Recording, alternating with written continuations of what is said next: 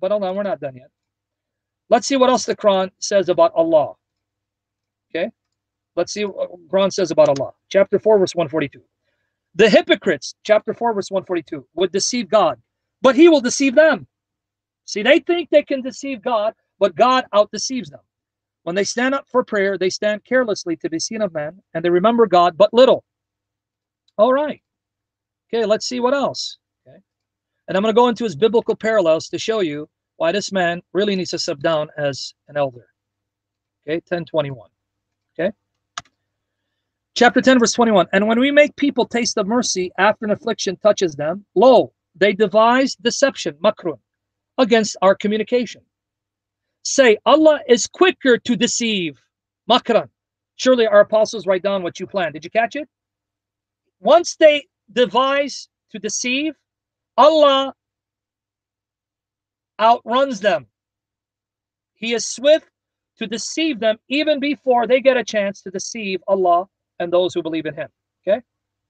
He outdeceives them. He outruns them in deceit. He beats them to the punch. Okay, 13:42, and then I'm going to deal with the context. Because he says, I was looking at the context. No, you weren't. Exactly, Nakhash, the serpent. No, you weren't. You're not looking at the context. Because the context 354 shows you that what the Quran says about Allah being a deceiver, right, is far from what the Bible says about Yahweh permitting people to be deceived. And shame on you for making the two somehow morally equivalent or similar. 13:42. And verily, those before them did plot deception, makara. But all deception is Allah's. Wow, did you catch it? All deception belongs to Allah. You guys see it? 13:42. He knows what every person earns, and the disbelievers will know who gets the good end. All right. Wait, we got more. This one is a doozy.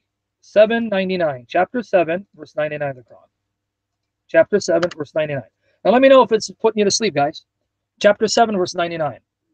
Are they then secure from Allah's deception? Makra Allah. Are they then secure from Allah's deception? Makra Allah. None deemeth himself secure from Allah's deception, save folk that perish. Makra Allah. Now let me explain what this means. It's saying, do the unbelievers think, right, that they're going to be safe from Allah's deception, his conniving, his scheming against them? The only ones, right, that think they can be safe from Allah's deception are those who perish because they're oblivious to Allah's true nature. Let me explain what this means. Ironically, this passage is saying that believers know enough and know better than to trust Allah's makr, his scheming.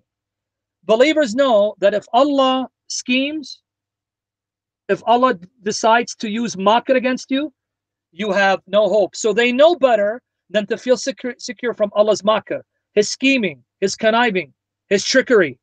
It's only the folk who perish, who don't know Allah enough, that think they're safe from his makr, from his scheming, from his conniving, from his tricks. Did that sink in? Did you understand what this verse is saying? Before I move on, did you get it or no? All right. All right. Did you get it or no? Do you understand what this passage just said? Believers who know their God, who know Allah, know better than to feel safe from Allah's schemes, his deceit, his guile. They know better because they know their God. Now, you're telling me that these statements are analogous to what the Bible says about Yahweh, handing people over to judgment by allowing evil spirits to deceive them? That what the Quran says is analogous, similar to what the Bible says about Yahweh and how he treats unbelievers? Thank you, first and last, you captured it perfectly. So in other words, believers are scared of Allah's deception. You better believe it. They know better. And grace go even more beautiful. If you know Allah, then you know you can't trust him. Thank you. Now again, help me understand. Maybe I'm wrong.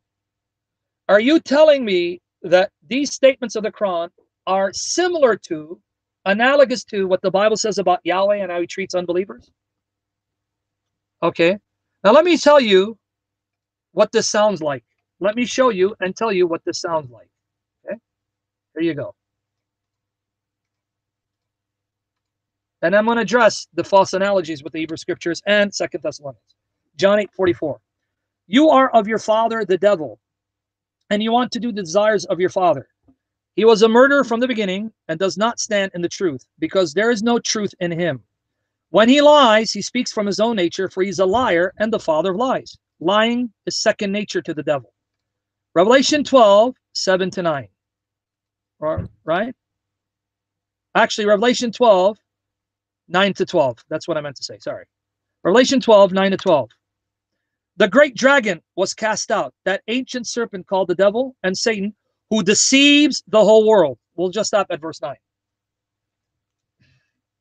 When the Quran says that Allah is the best of all deceivers, and all deception is Allah's, and no one feels secure from Allah's deception except folk that perish, because believers know enough and know better than to trust their own God and his schemes and lies and trickery.